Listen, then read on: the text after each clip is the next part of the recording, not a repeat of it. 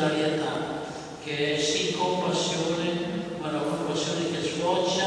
nella condivisione. Là dove l'uomo è solo, là dove l'uomo è senza speranza, là solo la compassione e la condivisione sono capaci di fare il miracolo, appunto il miracolo di eliminare la solitudine e soprattutto il miracolo di eliminare la disperazione quando esiste davvero diventa una minaccia mortale per la vita dell'uomo. Queste parole che ho letto mi pare che rappresentino, per così dire, in sintesi quel soffio rinnovatore che ha portato l'intera Costituzione conciliare a guardare alle grandi trasformazioni che sono in atto nella società, a guardare con un atteggiamento positivo. Tra parentesi, questo atteggiamento positivo è quello che dovremmo avere, certo con la dovuta prudenza, nei confronti delle novità scientifico-tecnologiche che ogni giorno raggiungono il nostro mondo. Atteggiamento positivo, aggiungo, animo partecipe e appassionato, una premessa questa per poter capire ed essere poi liberamente responsabili di tutte queste novità, capace di avvertire tutto lo slancio di una fase nuova che oramai è spalancata e continua a spalancarsi nella storia della Chiesa. Ebbene, tutto questo trova il suo esprimersi sintetico, in qualche modo comprensivo, nel dovere permanente che la Chiesa ha di scrutare i segni dei tempi e di interpretarli alla luce del Vangelo. Perché il Concilio parla di un dovere permanente? È un dovere permanente perché il Signore non si stanca di mandarci questi segni della sua presenza e della sua volontà. Sì, perché in ultima analisi a guidare il mondo non è la Chiesa, non siamo noi, ma a guidare il mondo è il Signore. E allora il Signore, attraverso la voce dello Spirito che risuona negli avvenimenti concreti della storia, ecco, il Signore ci viene incontro e ci invita a discernere in questi avvenimenti, nelle varie richieste, nelle varie aspirazioni che abitano la storia e la cronaca degli uomini, quali sono i veri segni della presenza del Signore, del suo disegno e della sua volontà. Questo tema del discernimento dei segni dei tempi è un tema che è stato forse all'inizio un poco enfatizzato, anche con il rischio qualche volta del fraintendimento, come se ogni segno è buono per il solo fatto che è qualcosa di nuovo. Comunque questo esercizio del discernimento è un esercizio che chiede oggi di essere ripreso, di essere continuato e di essere rilanciato. Solo che questo discernimento di quanto avviene nella storia e nella cronaca, del significato profondo di cui la storia e la cronaca diventano un veicolo concreto, questo discernimento presuppone alcuni atteggiamenti importanti per poter essere attuato in modo corretto. Vorrei segnalare in particolare l'esigenza di una analisi culturale e pastorale che non si limiti a rincorrere le situazioni, ma sappia, alla luce dell'eredità del passato, prefigurare gli scenari futuri, dando così nuovo spazio all'intelligenza del presente, alla luce della fede e secondo il criterio della verità e della carità. Detto in parole più semplici, forse per questo non sono più comprensibili, ma più capaci di stimolare la nostra missionarietà. Il discernimento è destinato a fare sintesi della storia che si sta vivendo, un intreccio delle articolazioni secondo cui si snoda il tempo, sollecitando così la responsabilità dell'uomo e del credente, stiamo parlando di questo in particolare, e di fronte al passato e al presente e al futuro. Di fronte a questo modo necessario per il discernimento, noi ci troviamo spesso di fronte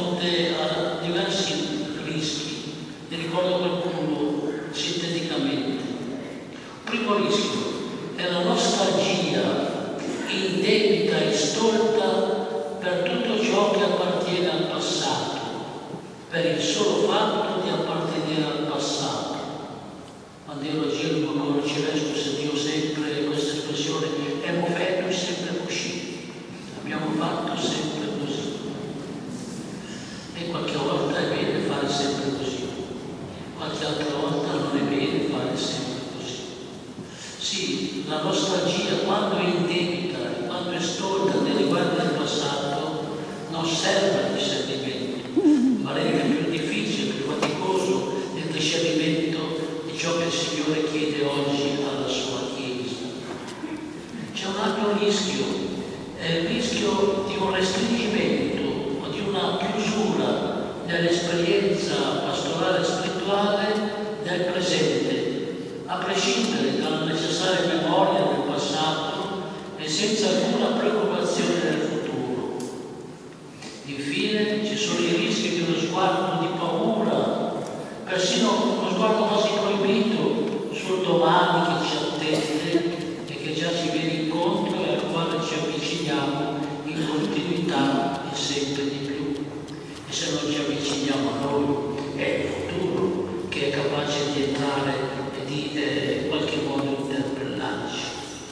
In questo senso dovremmo interrogarci maggiormente sulla nostra responsabilità pastorale alla luce di un discernimento che ci coinvolge come esseri storici, essere cioè inseriti e partecipi nel corso della storia, del suo dispiegarsi giorno dopo giorno, stagione dopo stagione, epoca dopo epoca, e da domandarci se l'elaborazione dei nostri progetti pastorali, se le scelte che vengono decise, se le azioni che vengono compiute sanno davvero essere il segno di un discernimento capace di fare sintesi della ricchezza del passato, ma anche di quella che è dentro nell'oggi che stiamo vivendo e di quello che il Signore ci sta donando proprio attraverso la forza del tempo per un futuro che ormai si fa sempre più vicino. Ma parlando dell'esercizio del discernimento, non c'è soltanto questo aspetto, come chiamarlo, temporale dell'uomo, del credente, come essere che fa sintesi di passato, presente e futuro. C'è anche l'aspetto dell'uomo come essere spaziale. L'uomo è un essere temporale, abbiamo visto, ma è anche un uomo spaziale, un essere spaziale, un essere che vive in un territorio, più ampiamente in uno spazio che insieme è vicino ed è lontano, è locale ma è anche universale. Scrivo, pensiamo allora all'elaborazione di progetti pastorali e alle decisioni scelte conseguenti, e l'una e le altre non possono prescindere da uno sguardo dato all'esperienza spirituale e pastorale che troviamo nelle nostre concrete comunità e in quelle che sono presenti nel nostro paese, che sono presenti nei diversi continenti. Il volto della Chiesa, che insieme è una e cattolica,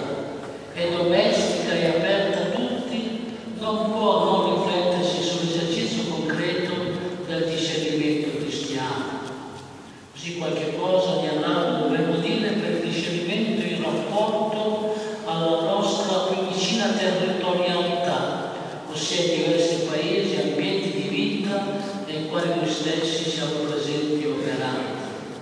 Questo scambio continuo di esperienze da luogo a luogo, da territorio a territorio, da parrocchia a parrocchia, da diocesi a diocesi, da chiesa di un continente a chiesa di un altro continente, questo scambio reciproco davvero è un elemento essenziale di questo esercizio del discernimento di cui ci ha parlato e oggi ci riparla il Concilio Vaticano II. Pensiamo, Cristiano Medio, quando viene in chiesa sente la predica, quando viene a sentire di questi problemi, matrimonio e famiglia, promozione della cultura, vita economico-sociale, forme della comunità politica, ordine della pace e delle nazioni. Ecco, sono dei grandi proclami questi, ma rimangono del tutto sterili e inefficaci se non entrano attraverso questo servizio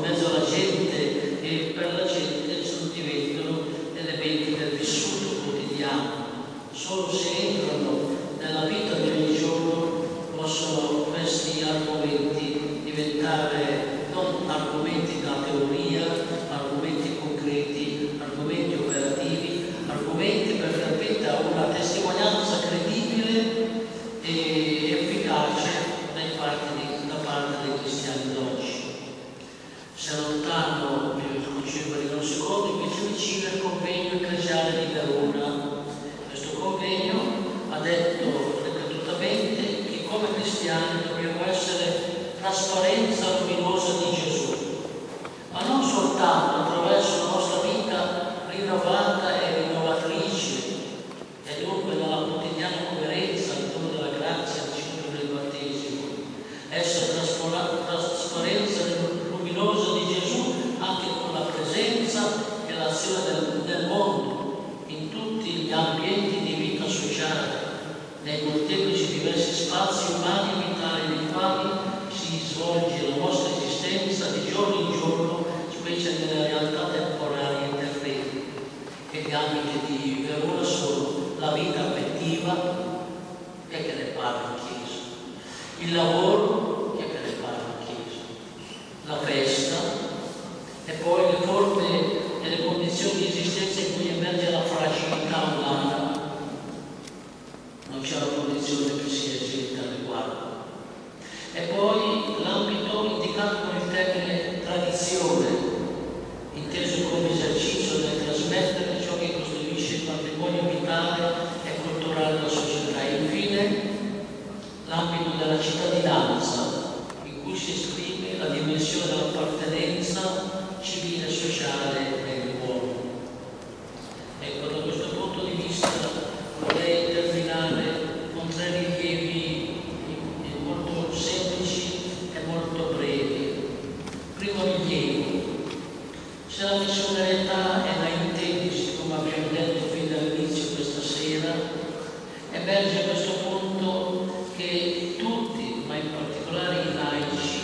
sono chiamati ad essere i protagonisti di questa vicinanza, di questo servizio alla gente, perché proprio come laici condividono in una maniera specifica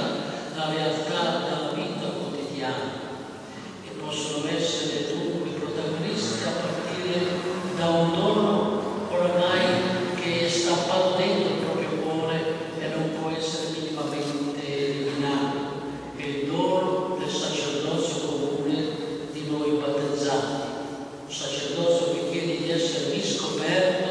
e di essere lanciato nella vita quotidiana, perché solo così questo sacerdozio legale dei fedeli potrà sprigionare tutta quanta la sua fecondità spirituale e pastorale, e quindi la fecondità missionaria. Sì, la Chiesa o è missionaria o non è, e la ragione sta precisamente nel sacerdozio legale donato a tutti i battezzati e a tutti i membri della Chiesa. E l'ultimo rilievo è che il convegno di Verona mette in luce che bisogna essere testimoni del risorto. Questa sottolineatura mi pare molto importante, perché ci fa recuperare il fatto che noi dobbiamo essere nel mondo, ma non del mondo. Siamo non soltanto morti con Cristo, ma siamo anche risorti con Cristo.